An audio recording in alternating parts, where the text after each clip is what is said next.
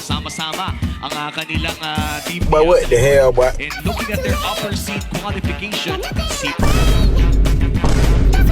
Tinang Marigoy. Oo, napaka-simple talaga kapag by the way, kahit 2-0, 2-1, basta manalo sila sa TNC, prediction na tayo ng muscle. Ready na ang Onyx para secure yung number 2. And yan makikita natin yung statistics dito ni King Kong mula season 14 to season 16. Ito yung mga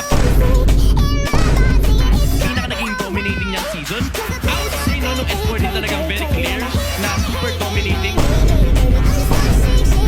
Ni King Kong doon na-invento yung sig pattern. Nagkaroon lang ng konting shake-up kasi bumalik yung mga utility jumblers. May mga pumibigil sa Help me!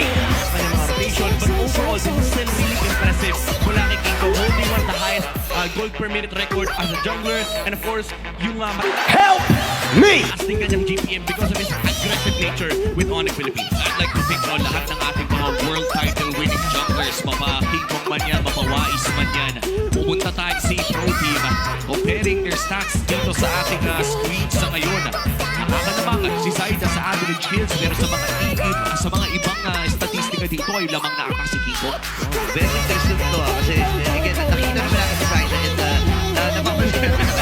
napakaganda na ng design na nakakakuha sila ng panalo and siya talaga yung isa sa mga walking point condition there ng TNC kaya yun nagre-reflect sa Bakit yan yan eh? Ano niya sa watch pa?